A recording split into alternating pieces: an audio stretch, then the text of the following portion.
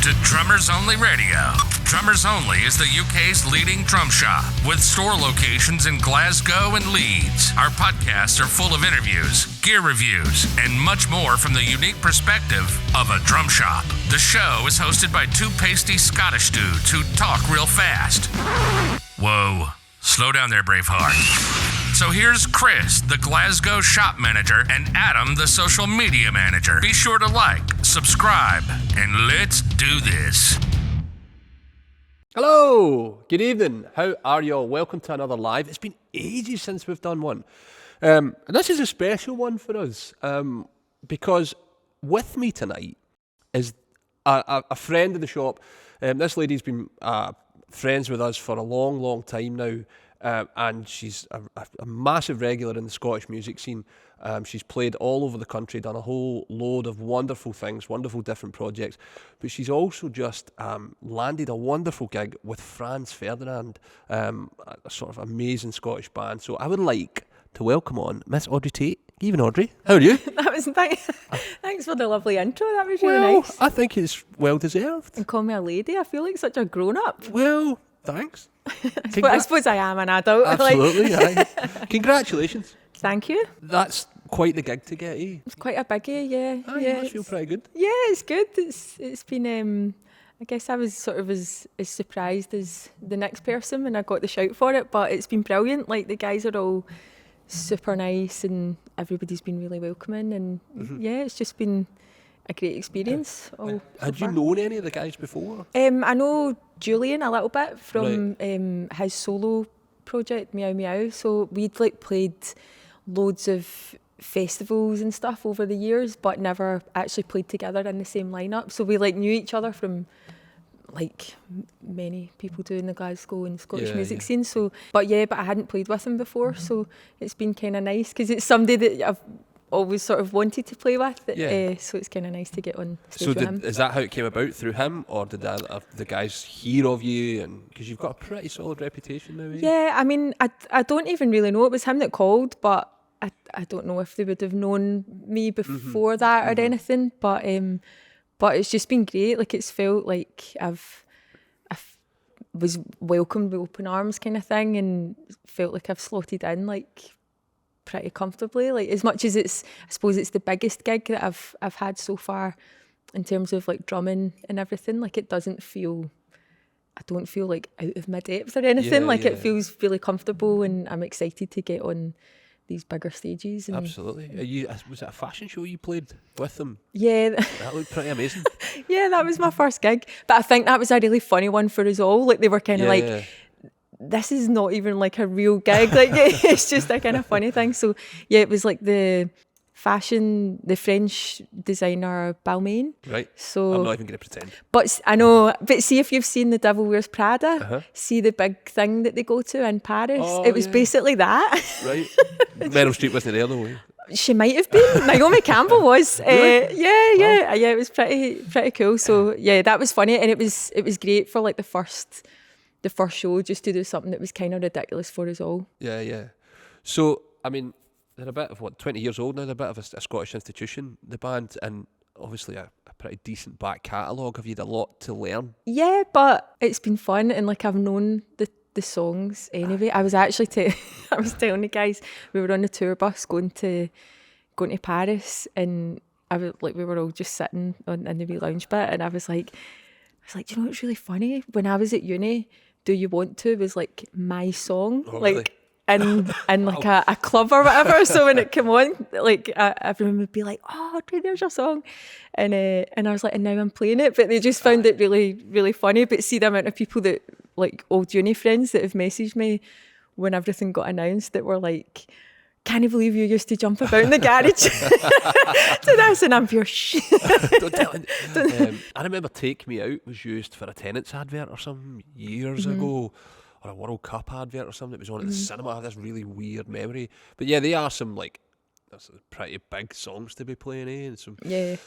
Did it get, I would assume, and I think having known you for long enough, I can assume correctly, you would have to get it absolutely right, and you would want to get the parts right, how they were played on the record and all that stuff. Well, yes and no. Like really? the stuff, the way a lot of the songs are a wee bit different live. Like I think they've just developed over the years. But what was really nice in my first rehearsal, like doing the set songs, Paul, the original drummer, actually came along. So it was brilliant. Like he's so lovely, and it was great. Like to play. I suppose that's more nerve-wracking than playing in front of thousands of people. Is like playing in front of the band and the original drummer whose parts it was. So, but it was great because we could just be like, oh, what do you do in that bit? Or there was a couple of bits I was maybe doing more like the recording, and he's like, oh, actually I've been doing this live. So, because you wanted, like, I've obviously got massive respect for him, so I want to honour like his style of playing, but also put my own, like a bit of my own sort of flavour into it, because you can't just imitate, like that's boring. No, and I think you end up with these gigs for a reason. They obviously want what you do and what you have to offer. So I think getting to put your personality across would be quite cool, rather than just sort of note for note. Years ago, was it, we interviewed Paul Savage. You know Paul quite well, and he was talking about, he worked on one of the albums they did at Govan Town Hall. Oh yeah. And they would do like he didn't tell me the name of the song, I can't remember, but they tracked the song where they tracked the verse in one room and then moved the drum kit into like the main hall of Govan Town Hall and tracked the chorus for the same song in there. So there's like, they're obviously getting quite experimental with sound and doing different things. Do you think that'll be something you have to try and work out live, or like, you know how much you produce a lot of music, so you know how a lot of modern music is produced now, different snares on the chorus and things like that. Is that going to be a challenge for you? Or yeah, but I don't see things like that as a challenge. I think it's just an opportunity to get better and to experiment. And because like Alex and Julian, they produce a lot of music and they produce other acts and stuff. Like it's quite cool for me as a producer, like to kind of see how they work in the recording environment. But also I do love the fact that I am just the drummer, so like I just totally focus on the drums. But when we were recording the single, so the first single that I'm on came out last week, Billy Goodbye, and it was really good. We'd done like so many overdubs, like loads of playing, and I learned loads from that. Like even just things like recording the crashes as an overdub, which was something that I had never done. But now I've got a studio, so in my studio I do that a lot now as well. Like depending on like the vibe of the song, but it actually makes mixing so good. So producer me appreciates drummer me like doing things separately, but it feels weird as soon as you go to like play a fill and then not hit the crash. It's so weird. So we were just like taking them out the room and everything, and I was like, I'm going to end up with just like a bass and snare, like because we were taking like the toms away and overdubbing them and everything. But it was good, and the song sounds great, so it was worth it.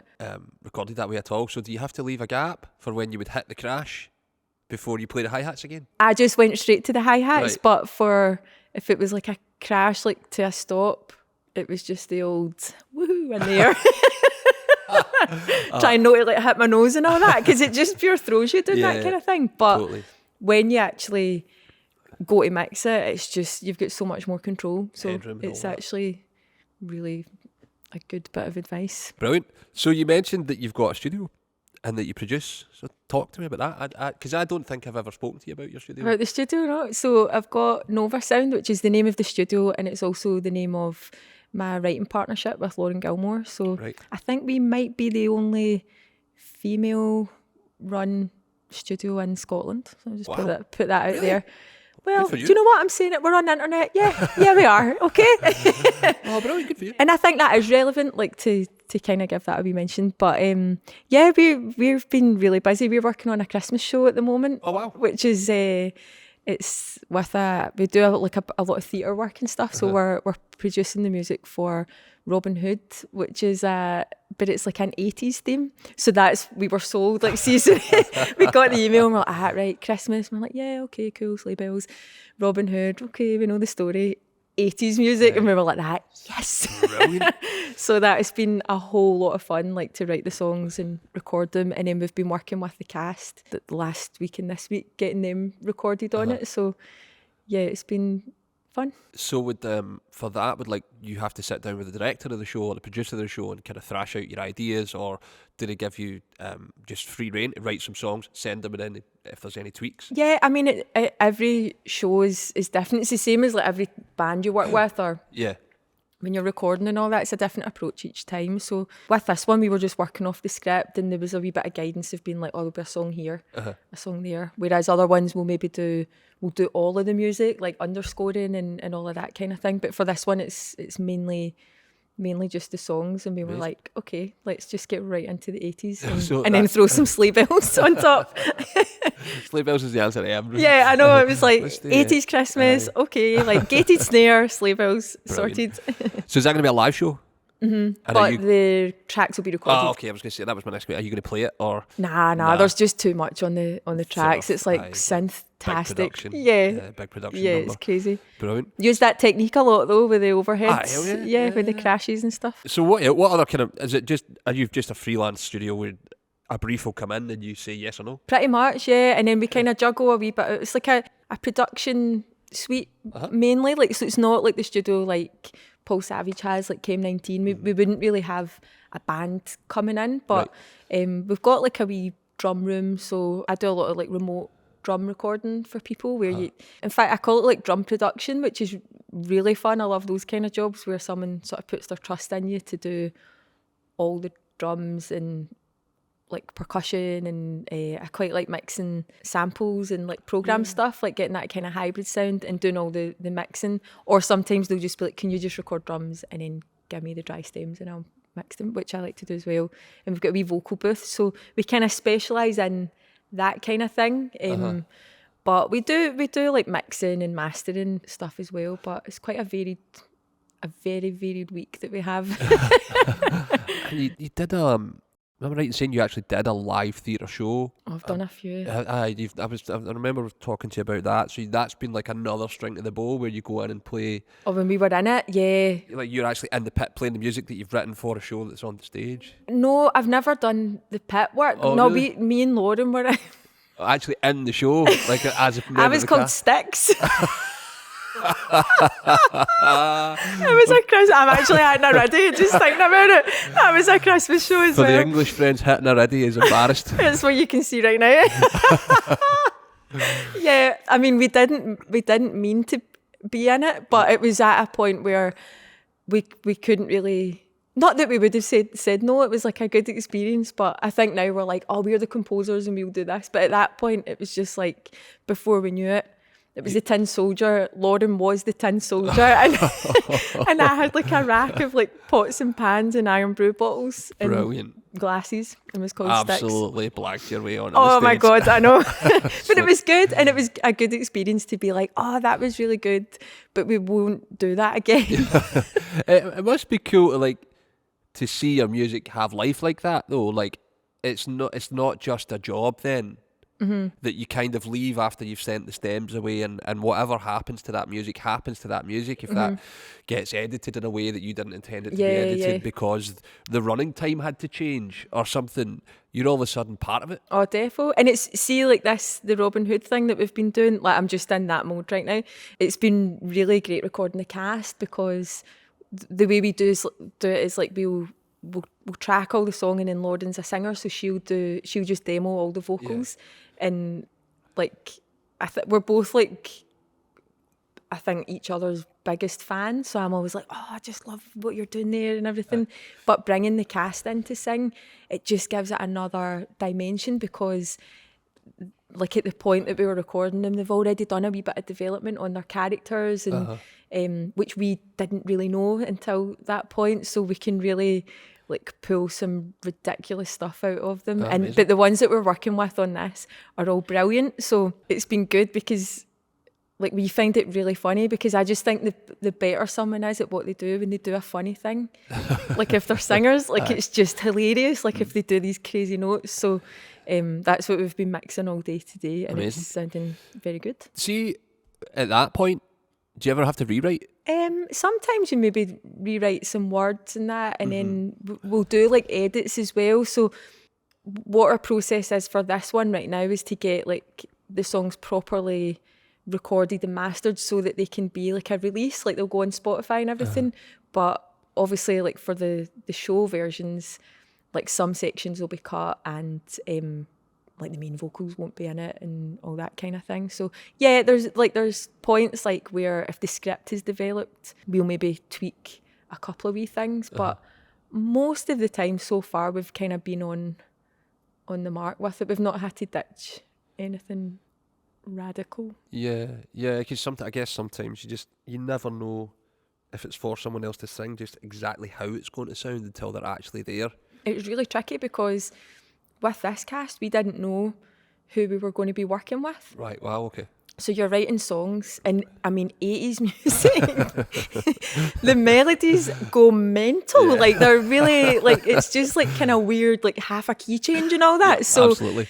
And we really wanted to kind of embrace that. So yeah, it was we were like pretty lucky because the cast are all really good. And I think when we've worked with actors that maybe aren't singers, then they just character up like what they're doing, and it just really works.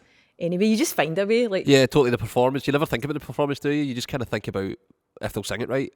Yeah, but with this, you kind of need to do that, and yeah. So we'll maybe tweak like melodic parts, or Lauren will maybe put something down that's like an ad lib or something like that. But then we're like, that's a guide, and wherever your voice sits, then we can work out something that's like more natural. I don't even think about things like range. Whether or not her range is wildly different from who's coming in to sing. Well, Lauren does have a brilliant range, but like, yeah, it's kind of like we didn't know who we were going to be working with. But like I say, they're all really, really good. So they've all kind of like really owned it and put their stamp on it, which has been great. So yeah, I think seeing it on the stage will be cool because that's the first time.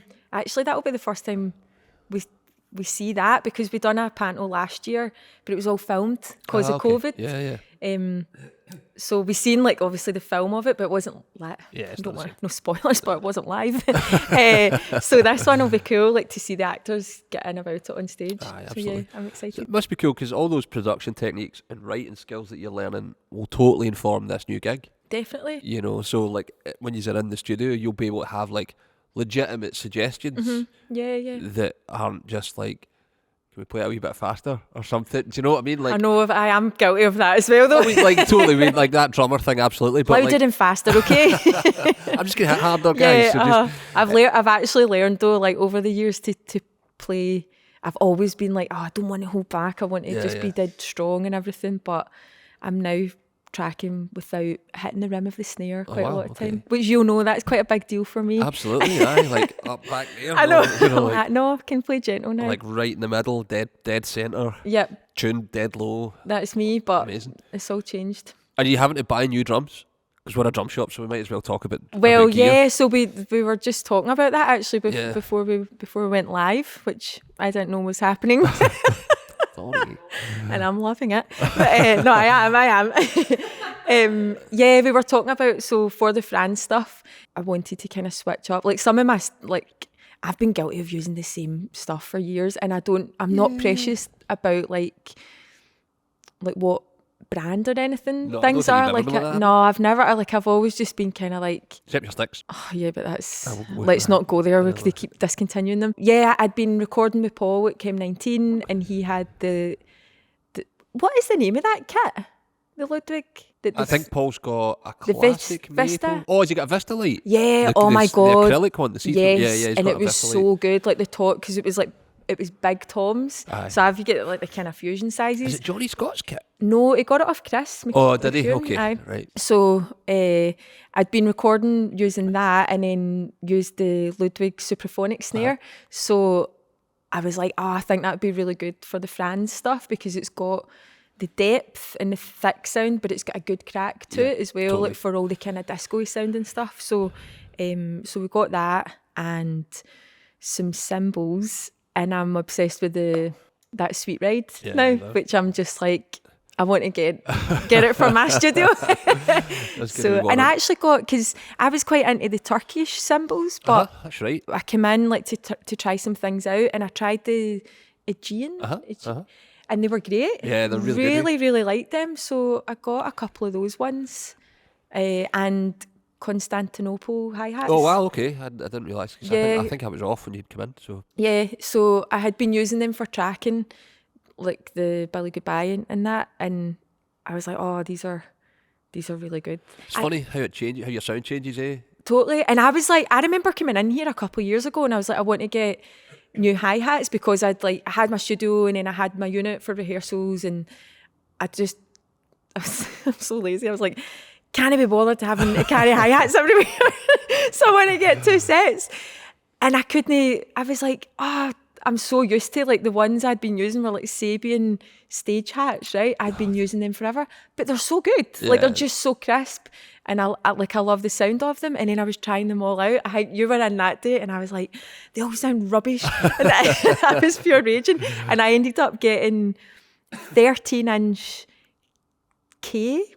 Oh really? The dark Wow. K ones or something. Right. Because it was the closest I could get to that other sound, and I really like them. But the Constantinoples, I think they're nice and dry, but you can kind of go a wee bit heavy on them like as next well. level. Yeah, They really are next level. I bet they sound amazing under mics. they do. Yeah. They're Because they kind of give under being hit, you know, because they're a bit softer sounding and a bit softer. They're a bit thinner, so they bend and give.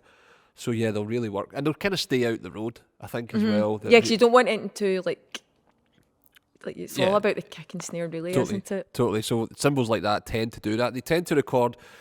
I think they tend to record a lot better if you don't hit them so hard as well.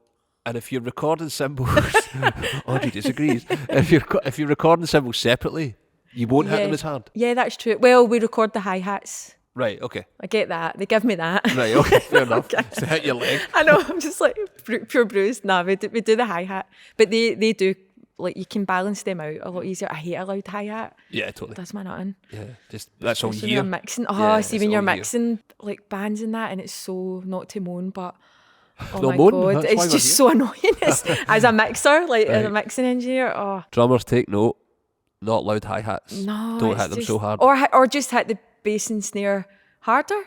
Like you're in control of the balance. Do you know what I mean? Well, there's a thing, because that's a thing they all talk about. Like, that's why Steve Gadd is the greatest in the world, because he can self-mix whilst he's playing. Is that something you've had to learn just because of being on the other side, being like, behind the board? I think it's just natural, darling. No, like I teach drums, right? And I'm even saying to like kids I teach that are like 10 and 11. I'm gonna sound like I'm really. I don't throw things at them every week, right? But I'm constantly saying like you're in control of the balance, like whereas you're kind of not. Well, I mean, guitarists and that are as well, aren't they, with their pedals? But let's face The it, volume it's all knobs. just loud. It's all just let's just. Does put it go to 11? Like all that rubbish. So, I mean, guitarists are great, Yeah, but No. nah, the drums are the best. So, but yeah, like I'm just like you're in control of that. So don't give me a pure loud hi-hat and then play the bass and snare like it's a secret. But I have learned to play softer. I know, but do you know what I mean though? And it's always the Absolutely. metal ones. See the ones that are into the heaviest music. It's just all cymbals. Yeah. You're just. I Like, remember, like, totally nerd out. Steve Smith used to talk about that when he joined Journey. He had played so much jazz nonsense for that long that when he started playing with Journey, he says he could see the engineer putting the faders up on his bass drum and his snare drum, and he's like, I should probably learn to do that. Like, I should probably learn to make my bass drum and my snare drum louder than my hi-hat. Because he had been all right hand and left foot, and then it's got to change, isn't it? It's got to be right hand and right foot and left hand. Funny, man, because it's not something people normally teach. Like, I was never taught about balance. I was taught about technical things and all that. But which is daft because it's going to help the tutor like teach you better because they can hear what you're doing. Like the quieter you're playing, if it's just a blooming hi-hat, like you can't hear what they're doing. But I think as well it's a confidence thing, and I think that's part of. I see it as like my job when I'm like teaching kids and stuff is like just to try and get them confident about something and being like, what you're doing is good, but just play up a wee bit. that and learning to play in time. the amount of young bands you see and they play a fill and it's like notched up another 5 BPM. I mean, you could take young out of that sentence as well. Well, to be okay. Fair enough. I had an example in my head. I was talking to someone about it today, and I'd seen a young band a few years ago, and it was like, if that drummer's time was better, that band would be like literally sensational. And it was just like, oh man, everything. I like that energy though, like when things do kind of speed up a bit in that. There's a place for it. Yeah, but it's like not, if it's intentional or natural, but like it shouldn't be 40 BPM faster by the end. No, that's. And I'm really bad for it. Like, pot kettle, my time's awful, but yeah, it's a thing. No, your time is jazz. My time has not been jazz for a long time, Audrey. But yeah, it's all a whole learning process, isn't it? Adam, do we have any questions for Audrey? Has anybody commented or? Do it. It's people watching this. Absolutely, I'm finding this so funny. Brilliant. What's the question for Audrey? Okay, so if you can't hear Adam over the mic, the question is, how do you decide which drum gear to use in the studio? This is quite an easy answer for me because it's just whatever I have.